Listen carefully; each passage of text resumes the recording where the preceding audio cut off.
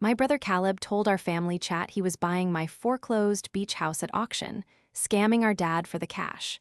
But I had just paid the mortgage off in full, so I set a trap he never saw coming. Before we jump back into today's story, I have some exciting news. We have officially launched a brand new channel called Tales Beneath Skin. If you can't get enough of juicy Reddit drama, this is exactly what you've been waiting for. We're sharing the wildest real stories from real people, featuring insane relationship drama, unbelievable family feuds, and epic revenge. And we never leave you hanging.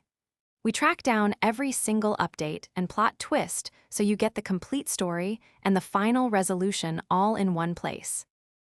Make sure to subscribe to Tales Beneath Skin right now so you don't miss out.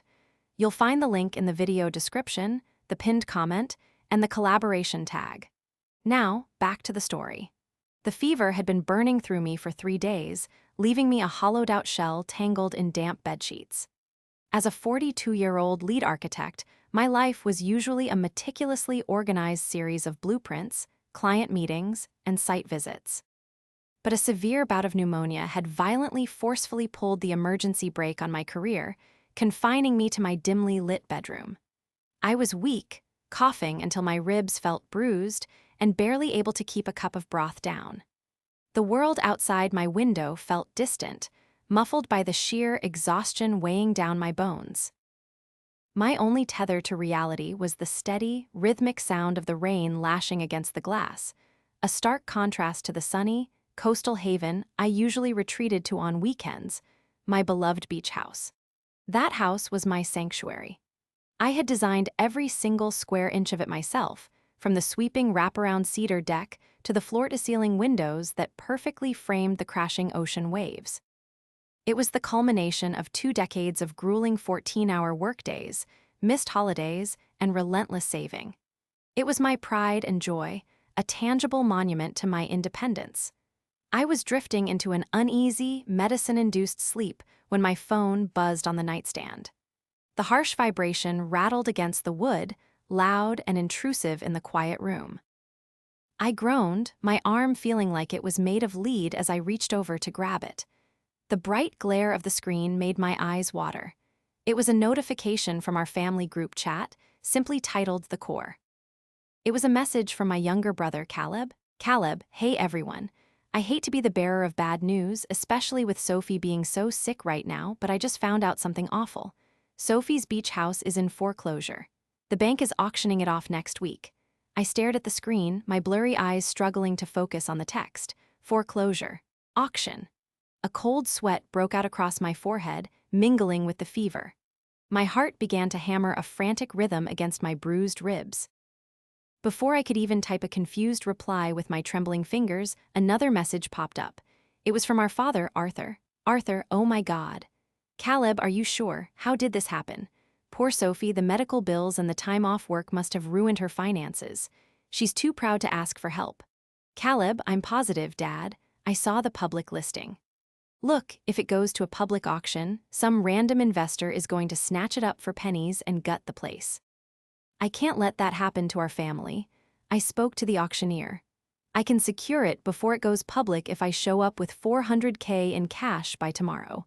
Arthur, I'm transferring $200,000 from my retirement account to your checking right now, son. Save your sister's house. Don't tell her yet, let's just fix this for her so she doesn't have a heart attack. Caleb, thanks, Dad. I'm putting in the other half from my business accounts. I'll handle everything. I'm buying it. My breath caught in my throat, choking me. I tried to sit up, but a violent coughing fit racked my body, forcing me back against the pillows. Panic, thick and suffocating, seized my chest. How was this possible? I was obsessive about my finances. Had I missed a payment? Had the autopay failed? Had the hospital bills somehow drained my main accounts without me noticing? My mind raced through 1,000 terrifying scenarios, each one ending with the loss of my sanctuary. Frantically, I minimized the messaging app and opened my bank's application. My hands shook so violently I dropped the phone twice before I could authenticate my login. I navigated to the mortgage section, my stomach twisting into a painful knot. I braced myself to see glaring red letters, late fees, and warnings of impending doom.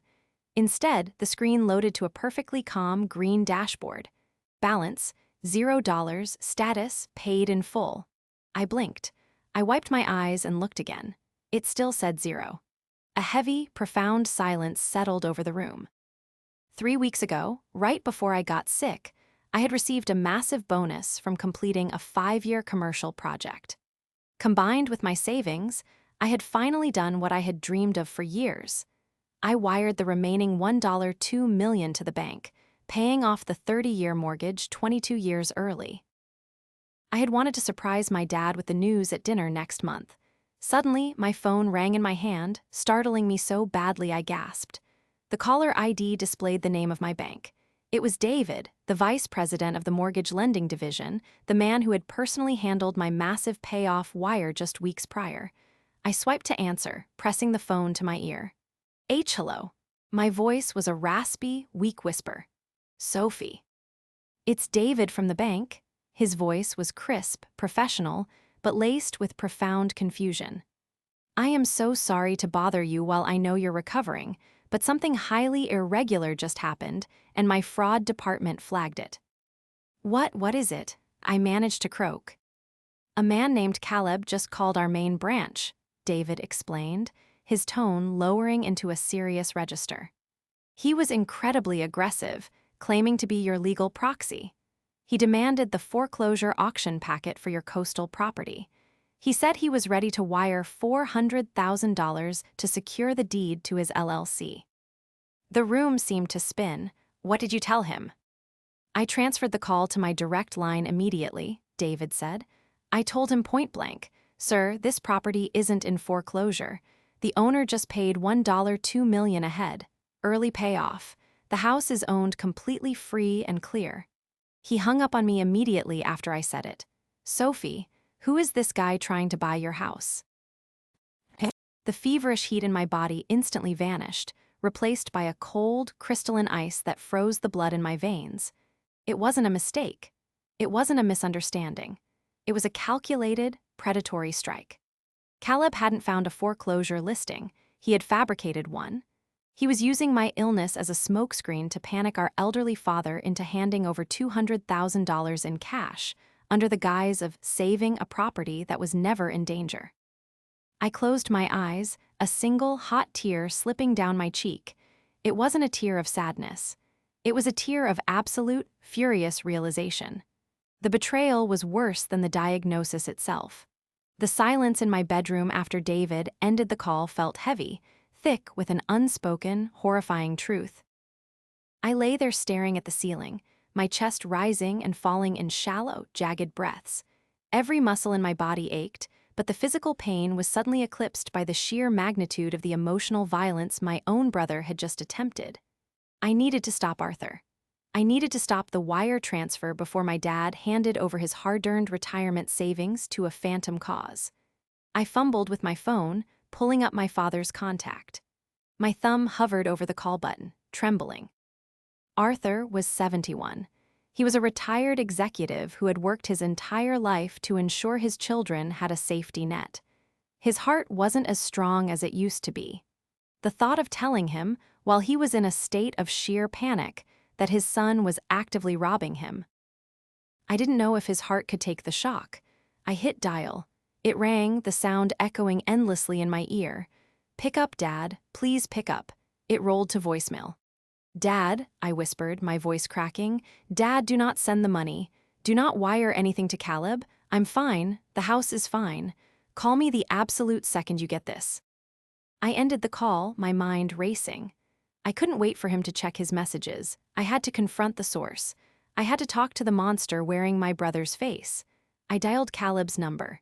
He picked up on the second ring. In the background, I could hear the unmistakable clinking of expensive glassware and the low, thrumming bass of upscale restaurant music. He wasn't rushing to a bank. He was at a high-end lunch spot. "Hey, Soph," Caleb's voice floated through the speaker, dripping with an overly dramatic, faux sympathetic tone that made my stomach churn. "I was just about to call you. How are you holding up, kiddo? Dad said your breathing was getting worse." The absolute audacity of his casual greeting paralyzed my vocal cords for a fleeting second. I took a deep, rattling breath. "Caleb," I said, my voice dangerously quiet, "what are you doing?" "What do you mean?" He asked smoothly, though I caught the slight hesitation, the microscopic tightening in his cheerful facade. "I'm just grabbing a quick bite before heading over to the title office. Look, I didn't want you to stress out while you're sick, but there's been a situation with the beach house." "A situation?" I repeated, the words tasting like ash in my mouth. "Yeah," Caleb sighed, a masterful performance of a heavy-hearted sibling. "The bank moved incredibly fast, Sophie. I know you've been buried in medical bills, and honestly, you've been living beyond your means for a while now with that massive property. You missed a few notices. But don't worry, Dad and I are stepping in. I'm going to buy the debt at auction. You'll lose the deed, of course, but at least the house stays in the family. You can even rent it back from me during the summers, once you're back on your feet." I listened to him spin this elaborate, condescending web of lies. He was enjoying this. He was actively enjoying the fantasy of stripping me of my greatest achievement and positioning himself as my benevolent landlord, all while pocketing Dad's cash. "Caleb," I said, gripping the phone so hard my knuckles turned white. "I want you to stop. Right now, do not take Dad's money." "Sophie, be reasonable." His tone immediately shifted from sympathetic to patronizing, a sharp edge bleeding through the fake warmth. "You're sick. You're emotional. You clearly haven't been managing your paperwork. If I don't do this, some faceless corporation takes it tomorrow. You're acting hysterical. Let the men handle the business side of things, okay? Go back to sleep." "I am not hysterical," I countered, my voice gaining a fraction of its usual commanding architectural strength. "I am telling you to stop. Whatever you're planning, cancel it."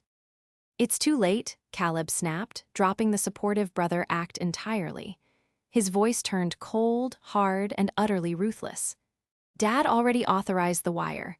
The money is clearing into my account within the hour. The deal is done, Sophie. The house is mine now. You should be thanking me instead of acting like an ungrateful brat." Before I could say another word, the line went dead. He hung up on me. I slowly lowered the phone to my lap. The sheer, terrifying reality of his delusion washed over me. He truly believed he had won. He believed his fabricated emergency had perfectly cornered Dad into liquidating his assets, and he believed I was too weak, too sick, and too financially incompetent to stop him. He thought he had planned the perfect family heist, but he had forgotten one crucial thing. He had forgotten who he was dealing with. He had forgotten that an architect never builds a structure without knowing every single structural vulnerability, and right now, Caleb was a glass house throwing stones at a fortress. To understand Caleb's breathtaking audacity, you had to understand the 38 years of carefully curated enabling that had created him. Ever since we were children, the dynamic was permanently set in stone. I was the reliable one. I was the straight-A student, the rule follower, the daughter who never asked for a dime, worked her way through a grueling university design program, and built a lucrative career entirely from scratch. Caleb was the golden boy. He was charming, aggressively handsome, and perpetually on the verge of his big break. While I was pulling all-nighters rendering commercial building schematics, Caleb was pitching vague, buzzword-filled startups to anyone who would listen. He called himself a serial entrepreneur and a venture capitalist, but the reality was far less glamorous. He was a professional grifter whose primary investor was our father. When Caleb crashed Dad's pristine vintage car at 19, claiming it was a hit and run, I was the one who found the empty beer cans in the trunk. I kept my mouth shut to protect Dad's heart. When Caleb's revolutionary app, a confusing social media platform for pets, went bankrupt, taking $50,000 of Dad's money with it, I was the one who quietly paid Caleb's rent for 6 months so he wouldn't be evicted. I had spent my entire adult life acting as Caleb's invisible safety net, shielding Arthur from the reality of his son's failures. And Arthur, deeply generous and tragically naive, refused to see the truth. "He's a visionary, Sophie," Dad would always say, patting my hand gently. "Visionaries stumble before they fly. He just needs to find his footing." But Caleb's footing had become significantly more expensive since he met Lee. Lee was Caleb's fiancée, a 32-year-old lifestyle influencer whose entire existence revolved around projecting an image of unimaginable wealth on social media.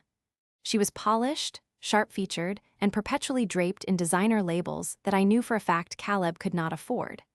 The moment she entered the family picture 2 years ago, Caleb's desperation for cash had skyrocketed. Suddenly, there were leased sports cars. There were weekend trips to Dubai. There was an enormous, ostentatious engagement ring that Caleb had bragged about, though I had secretly noticed him avoiding calls from a high-interest credit agency shortly after buying it. Lee constantly asked probing, highly inappropriate questions about family finances. She would corner me at Thanksgiving, her eyes darting around my beach house, asking how much I paid in property taxes, or casually inquiring about the exact details of Dad's retirement portfolio. "It's just so lovely that Arthur has such a robust nest egg," Lee had purred at our last family dinner, sipping champagne she hadn't paid for. "It's so important to have liquid assets, don't you agree, Sophie? Real estate is nice, but cash is king when you're an investor like Caleb." I remembered the way Caleb had looked at her then, a mix of intense infatuation and sheer terror. He was drowning in debt, desperately trying to maintain the illusion of success for a woman who would undeniably leave him the moment the money dried up. Lying in my bed, the feverish haze finally breaking, the pieces clicked together with horrifying clarity. Caleb wasn't just being greedy, he was desperate. The walls of his financial house of cards were collapsing. Lee was likely demanding a lavish wedding they couldn't afford, or perhaps the creditors for the leased cars and the diamond ring were finally circling. He needed a massive, untraceable influx of cash, and he needed it immediately. He knew Arthur would never just hand over $200,000 to fund another failed business venture. Dad was generous, but he wasn't completely stupid. So, Caleb had invented an emergency. He targeted my greatest asset, the beach house, knowing Dad would panic at the thought of me losing it. Caleb planned to intercept the wire, fake the auction documents, and probably claim the auction fell through at the last minute, but that the money was now temporarily tied up in escrow, while he slowly siphoned it off to pay his debts and keep Lee happy. It was brilliantly evil. It relied entirely on my illness keeping me out of the loop, and Arthur's blind, unconditional love. I pushed the heavy blankets off my legs, ignoring the sharp protest of my aching muscles. The time for being the quiet, protective sister was officially over. Caleb had finally crossed the unforgivable line. He had weaponized my health, targeted my sanctuary, and tried to rob our father blind. I swung my legs over the edge of the bed, my bare feet hitting the cold hardwood floor. I was weak, I was sick, and I was exhausted. But as I walked over to my desk and booted up my laptop, I had never felt more dangerous. The glow of my dual monitors cut through the dimness of my bedroom, casting long, sharp shadows against the walls. The fever that had kept me bedridden for days was still there, a dull ache behind my eyes, but it had been entirely overshadowed by a massive, pulsing surge of adrenaline. I felt exactly the way I did when a structural contractor told me a load-bearing wall couldn't be moved, focused, relentless, and ready to tear their arguments apart down to the subfloor. My first move was to secure my leverage. I logged into my encrypted cloud storage, my fingers flying across the mechanical keyboard. I pulled up the digitized, notarized copy of the deed to the beach house. It clearly stated my name, and only my name, with no liens or encumbrances. Next, I downloaded the official PDF statement from David at the bank, boldly displaying the $1.2 million payoff and the glorious $0 remaining balance. I sent both documents directly to my local printer, listening to the satisfying whir and click as the crisp white pages slid into the tray. Then, I opened the family group chat. I took meticulous screenshots of every single message Caleb had sent. I captured his fake sympathy, his fabricated story about the public listing, and the exact timestamp where Arthur confirmed he was transferring the $200,000. These weren't just text messages anymore. They were a digital confession to attempted wire fraud. But I needed more than just defense. I needed to know exactly why Caleb was launching this offensive. I reached for my phone and dialed Thomas.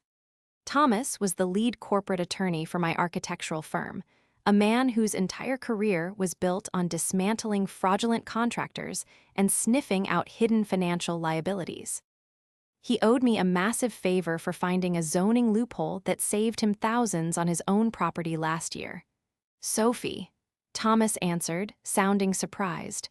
"I thought you were practically in a coma. Are you okay? You sound out of breath." "I'm awake, Thomas, and I need a massive favor," I said, my voice hoarse but steady. "I need you to run a deep dive background check on my brother, Caleb. Specifically, his LLC, Apex Ventures, and his personal credit history. I need to know his liquidity, his debts, and if there are any active judgments against him." There was a long pause on the line. "Sophie, accessing some of that requires cause or at least public filings. What's going on?" "He just tried to scam my father out of $200,000 by claiming my beach house is in foreclosure," I stated flatly.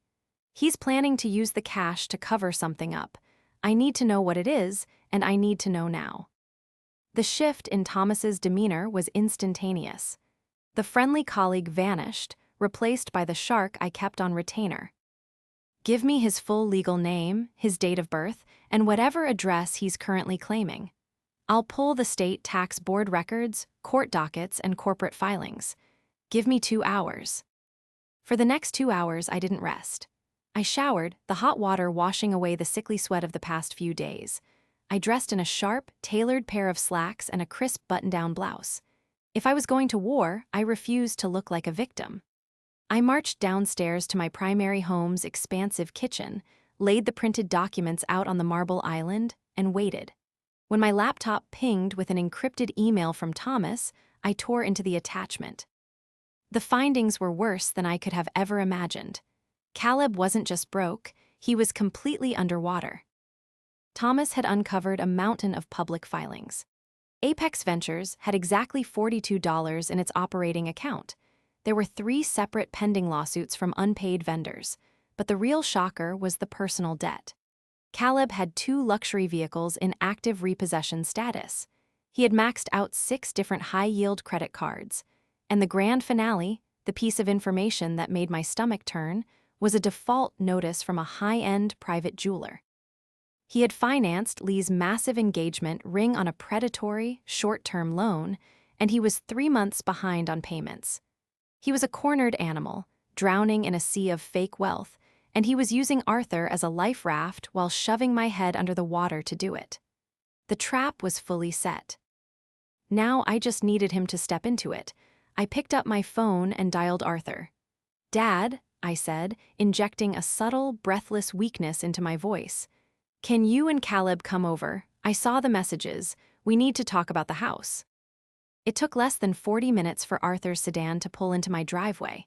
I stood out of sight in the hallway, watching through the front window as they approached the door. Arthur looked aged, his shoulders slumped with the heavy burden of my fabricated financial ruin. He was clutching a large paper bag that smelled faintly of chicken soup from my favorite deli. Right behind him walked Caleb, looking like he had just stepped out of a magazine. He wore a perfectly fitted blazer and expensive loafers. Beside him was Lee, clutching a designer handbag that I now knew was likely financed at 20% interest. She was surveying my meticulously landscaped front yard with a predatory gleam in her eyes, probably calculating the property value. I opened the door before they could knock. "Oh, Sophie, sweetheart," Arthur gasped, dropping the bag of soup onto the entryway table and rushing forward to wrap me in a tight, desperate hug. "You shouldn't be out of bed. We're going to fix this. Don't you worry about a single thing. Your brother is handling it." I hugged him back fiercely, resting my chin on his shoulder while locking eyes with Caleb over Arthur's back. Caleb offered me a tight, sympathetic smile that didn't reach his cold, calculating eyes. "Hey, Soph," Caleb said smoothly, stepping inside and clapping a hand on Arthur's back. "Dad's right. You just focus on breathing. I've got all the paperwork in the car. We just need a few signatures to establish my proxy for the auction, and the house stays in the family. We're a team, right?" Lee breezed past me, not bothering to offer a hug. "It really is a shame, Sophie, But you know, maintaining two properties on a single income is always a massive risk. Caleb is so smart with his investments. You're lucky he has the capital to step in. Let's go into the kitchen, I said, my voice remarkably calm, devoid of the weakness I had projected on the phone. Arthur looked at me, a flicker of confusion crossing his face at my sudden shift in posture. I wasn't hunched over. I wasn't coughing. I stood perfectly straight, gesturing for them to follow. We gathered around the large marble island. Caleb pulled a manila folder from his jacket, slapping it down on the counter with a dramatic, authoritative thud. "All right," Caleb began, using his best business executive voice. "The wire from Dad just cleared. The auctioneer is expecting my call. I just need you to sign this waiver of title, Sophie, acknowledging that I am purchasing the distressed asset." I looked at the folder, then I looked at Arthur. "Dad, how much did you send him?" 200,000, sweetheart, Arthur said softly, his eyes filled with worry. "It's a lot. I had to liquidate some of the mutual funds, but it's worth it to keep your beautiful home. We couldn't let strangers take it." I slowly slid my own manila folder across the marble counter, right next to Caleb's. "You're right, Dad. We can't let strangers take it," I said quietly.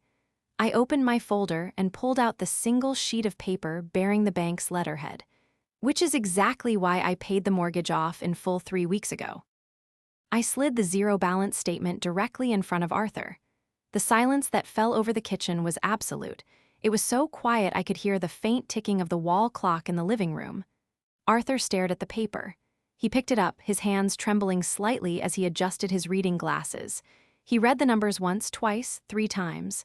I don't understand," Arthur whispered, looking up at me, his face pale.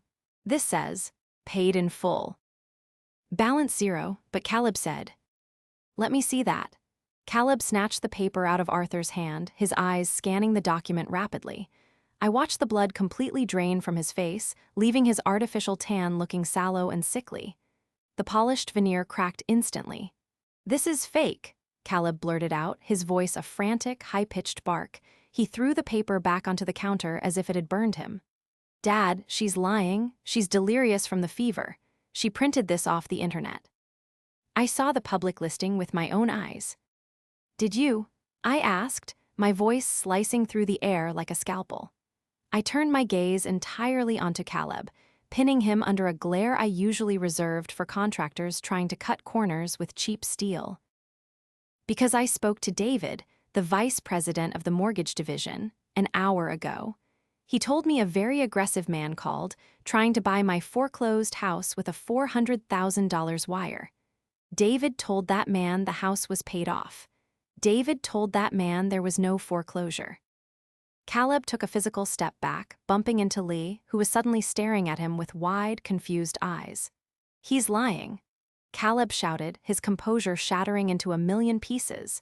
He pointed a shaking finger at me. "The bank manager is lying or you're lying. You've always been jealous of me, Sophie. You're trying to make me look bad in front of Dad so you can get more of the inheritance. Dad, you know her, she's a control freak. She's making this up to humiliate me." His reaction was so deeply pathetic, so wildly unhinged, that even Lee took a step away from him. He was lashing out with obvious, desperate lies, completely failing to address the physical evidence sitting on the counter. Arthur was reeling. He looked between me, standing perfectly calm and resolute, and Caleb, who was red-faced, sweating, and aggressively waving his arms. "Caleb, son, calm down," Arthur pleaded, his voice wavering with a terrible, dawning realization. Let's just look at the documents. If Sophie says she paid it, why would there be a listing?" "Because the system is backlogged." Caleb lied desperately, sensing he was losing his grip on Arthur. He grabbed his own manila folder and ripped it open, pulling out a thick stack of papers. Look at this, Dad. This is the official notice of default from the county. It has the county seal on it. Do you think I could fake a county seal? She's losing her mind, Dad. The fever has cooked her brain. She probably thinks she paid it off, but she just wired the money to a scammer or something. We have to secure the asset today." Arthur looked at the papers Caleb was shoving in his face. I could see the desperate struggle playing out in my father's eyes. He loved Caleb. He had spent 4 decades protecting Caleb, believing in his potential, and bailing him out. The psychological leap required to believe that his golden boy had meticulously forged legal documents to steal his retirement fund was almost too massive for his heart to bear. "Sophie," Arthur said, his voice breaking. "Look at this seal, it looks official. Are you absolutely sure there wasn't a mistake with your wire transfer? Maybe Caleb is right, maybe the bank made an error." He was looking for a lifeline. He wanted me to be wrong so his son didn't have to be a monster. It broke my heart, but a surgeon cannot save the patient without making the cut. "Dad," I said gently, stepping closer to him and placing a hand over his. There was no mistake. Right on cue, my phone chimed on the counter. It was the final email from Thomas. He had managed to pull the official county records index for my property parcel number. I unlocked my phone and turned the screen toward Arthur. "Dad, look at Caleb's document. Look at the date on the notice of default." Arthur squinted at Caleb's paper. It says, October 12th. "Now look at my phone," I instructed. I had Thomas's official county search pulled up. "This is the live county clerk database. Type in my address, Dad, do it yourself." Arthur, his hands shaking violently now, tapped the screen. The results populated instantly. No liens, no default notices. Status, clear. "He forged it, Dad," I said, my voice dropping to a harsh whisper that filled the entire room. "He took an old document from the internet, photoshopped my address onto it, and printed a fake seal. But he didn't stop there." Before Caleb could scream another interruption, I reached into my folder and pulled out the thick stack of papers Thomas had sent me. I slammed them down on top of Caleb's forged documents. "Let's talk about why you needed $200,000 so desperately, Caleb," I said, turning my fury entirely onto him. "Let's talk about Apex Ventures. Dad, look at these." I rapidly spread the documents across the island, creating a visual mosaic of Caleb's absolute ruin. "Here is a default judgment from a commercial landlord," I pointed sharply. "Here is the active repossession order for the sports car sitting in my driveway right now. And here," I picked up the most damning piece of paper and held it up, making sure Lee could see it clearly, "is the default notice from the jeweler. He hasn't made a payment on your engagement ring in 3 months, Lee. They are filing for a civil judgment next week." Lee let out a sharp, genuine gasp. She looked at Caleb, her manicured hands flying to her mouth. "Caleb, what is she talking about? You said the business was booming. You said you paid cash for the ring." "Shut up, Lee," Caleb roared, completely losing his temper. The facade was gone. The charming entrepreneur was dead, replaced by a vicious, cornered fraudster. He lunged forward, trying to sweep the documents off the counter. "This is none of your business. You hacked into my accounts. This is illegal, Sophie. You tried to steal our father's retirement fund to pay for your fake life." I shouted back, slamming my hands down on the marble to stop him from grabbing the papers. "You looked Dad in the eye, told him I was losing my home while I was sick in bed, and you put your hand in his pocket. Because he owes me." Caleb screamed, the ugly, resentful truth finally tearing out of his throat. He glared at Arthur, his face contorted with rage. "He paid for your expensive architecture school. He co-signed your first loan. He always favored you because you were the perfect, boring little drone. I'm trying to build an empire, and I needed capital. He has millions sitting in mutual funds doing nothing. I deserved that money." The room froze. Arthur took a stumbling step backward, bumping into a bar stool. He looked at Caleb as if he were looking at a complete stranger. The denial that had shielded him for 38 years shattered into a million irreparable pieces. "You," Arthur whispered, tears finally spilling over his wrinkled cheeks. "You didn't care about your sister. You didn't care about her house. You just wanted my money." "Dad, come on, you know I'm good for it," Caleb stammered, the rage suddenly draining out of him as he realized he had just confessed. He reached a hand out toward Arthur. "It was just a short-term bridge loan. I was going to pay you back once the new venture launched. I just couldn't tell you the truth because you wouldn't understand the vision." Arthur looked at Caleb's outstretched hand, then slowly, deliberately, turned his back on him. The immediate aftermath in my kitchen was a chaotic, heartbreaking blur of raised voices and slammed doors. Caleb, realizing his carefully constructed illusion had entirely evaporated, had practically sprinted out of my front door. He had dragged a bewildered, furious Lee behind him, completely abandoning his forged documents on my marble island. Arthur had collapsed into one of the tall kitchen chairs, burying his face in his weathered hands, weeping with the silent, heavy grief of a parent mourning the living. I had spent the remainder of that agonizing afternoon wrapped in a thick blanket, sitting shoulder to shoulder with my father, meticulously coordinating with Thomas and the bank's fraud department. Because it was an intra-family wire transfer, reversing it was a bureaucratic nightmare. But Thomas ruthlessly utilized his corporate connections to freeze the receiving account pending a formal investigation, locking Caleb out of the money just moments before he could funnel it away. However, Caleb's ultimate downfall did not occur in the quiet, private confines of my home. It happened 3 days later, in the most spectacular, undeniable fashion possible, at an event where he could not simply turn his back and flee. It was our Aunt Clara's 70th birthday banquet. For months, our family had been planning this massive, catered affair in the grand ballroom of the city's most exclusive country club. Over 60 members of our extended family, uncles, cousins, second cousins, and family friends, had gathered under the shimmering crystal chandeliers. The room was a sea of elegant evening wear, the air filled with the gentle clinking of silverware, the soft melodies of a live string quartet, and the joyous hum of decades of shared history. I arrived with Arthur. He looked 10 years older, leaning heavily on a wooden cane he rarely used, but his jaw was set with a newfound, rigid determination. We took our seats near the head table. To my absolute astonishment, 30 minutes into the dinner, the grand oak doors of the ballroom swung open, and Caleb strolled in. He was wearing a perfectly tailored navy tuxedo, sporting his signature, blindingly white smile. He was alone. Lee was noticeably absent, a clear sign that the facade was cracking, but Caleb was still aggressively playing the part of the successful, devoted son. He genuinely believed that if he could control the narrative in front of the extended family, he could use the sheer weight of social pressure to force Arthur into dropping the freeze on the bank account. He thought we would prioritize keeping up appearances over exposing his crimes. He thought wrong. As the dessert plates were being cleared, Caleb confidently strode to the center of the room, picking up a crystal champagne flute and a silver spoon. Clink, clink, clink. The crisp, sharp sound cut through the ambient noise, drawing the attention of all 60 guests. The string quartet slowly faded to silence. "Family," Caleb began, his voice booming with practiced, charismatic warmth. "If I could just have your attention for a brief moment.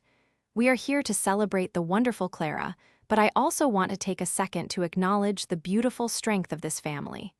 As many of you know, my sister Sophie has been battling a terrible illness recently. It's been a frightening time.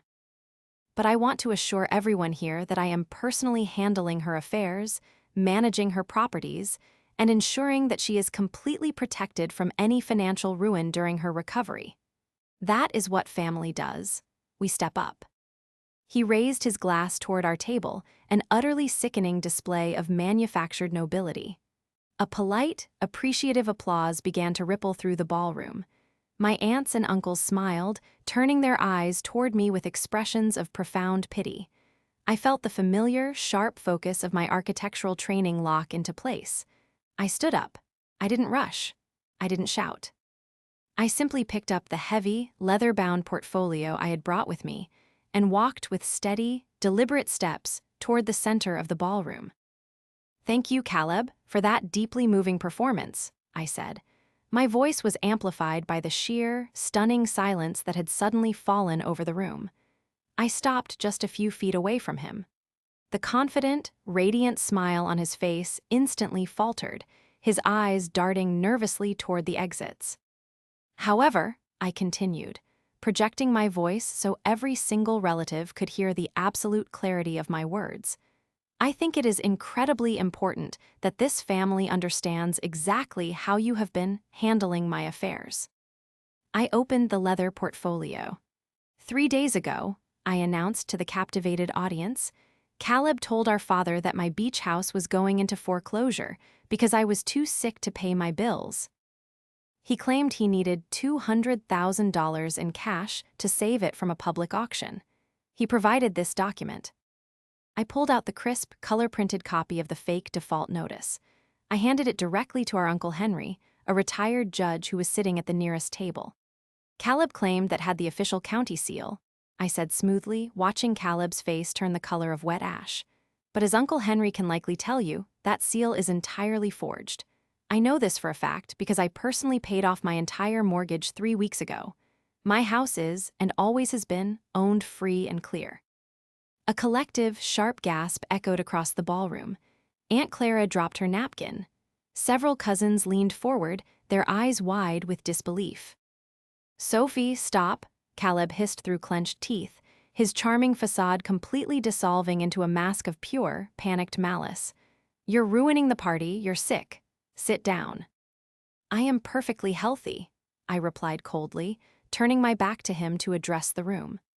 Caleb fabricated an entire financial crisis, targeted my home, and weaponized my pneumonia to manipulate our elderly father into wiring him his life savings.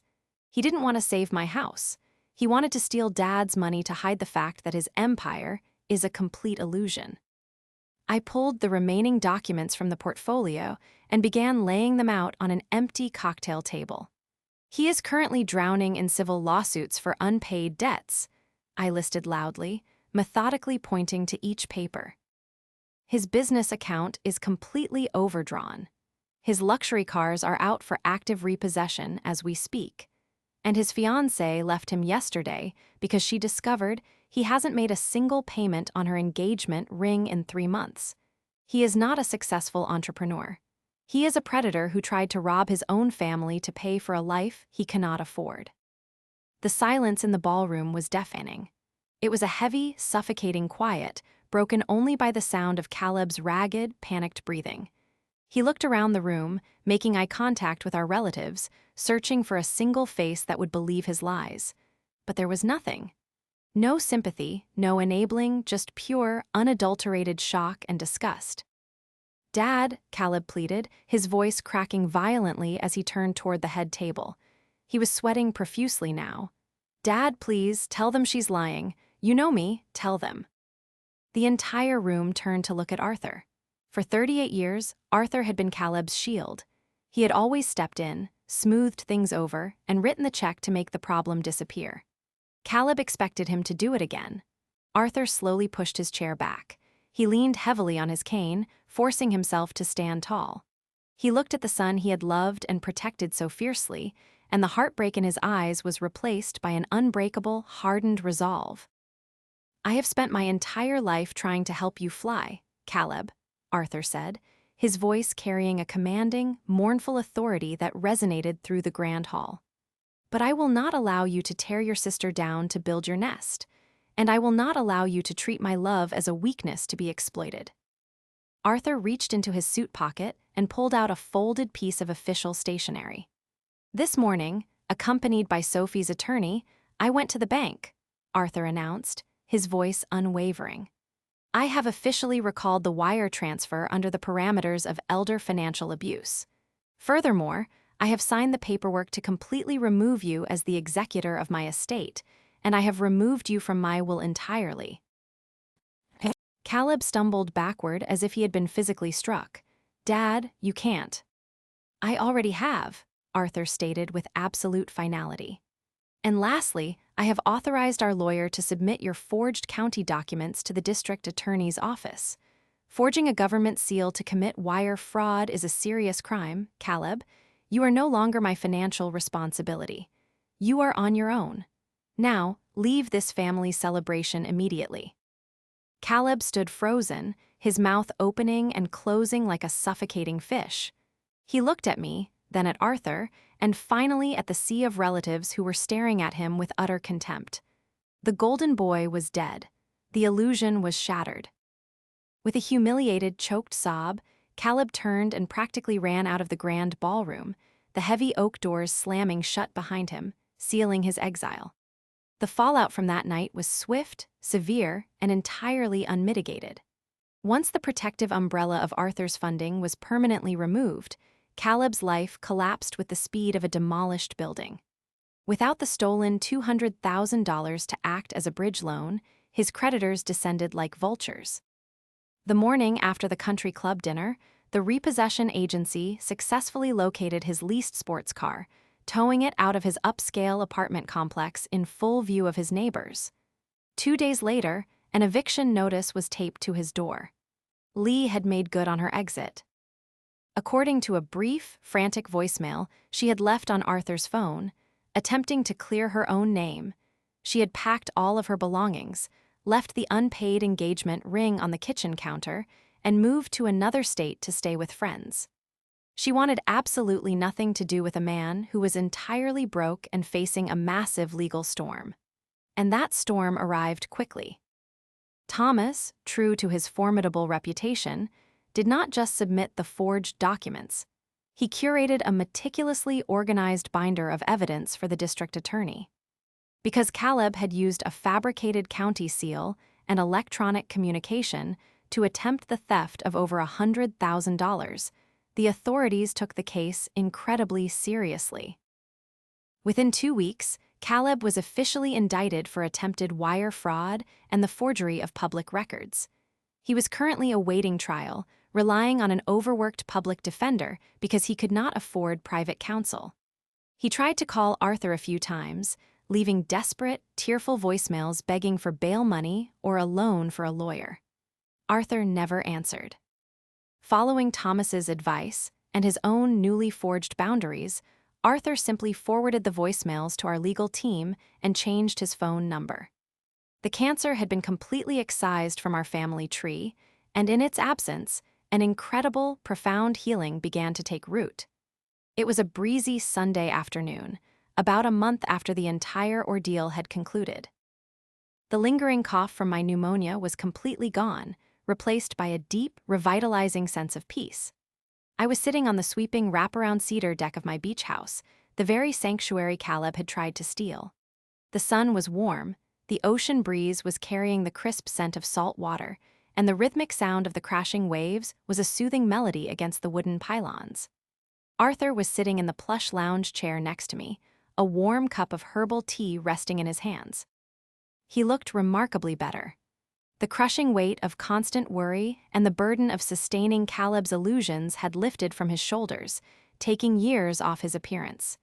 "It's beautiful out here today, Sophie," Arthur murmured, looking out at the endless expanse of the sparkling blue water. "It really is, Dad," I smiled, taking a sip of my own coffee. Arthur turned his head to look at me, his eyes filled with a quiet, sincere regret. "I am so sorry, sweetheart. I'm so sorry I was blind for so long. I should have seen what he was doing. I should have protected you instead of forcing you to protect me." I reached across the small table between us and placed my hand gently over his. "You loved him, Dad. You wanted to believe the best in him because that's the kind of person you are. It's a wonderful trait. He just chose to abuse it, but we fixed it. We fixed it together." Arthur squeezed my hand, a genuine, relieved smile finally touching the corners of his eyes.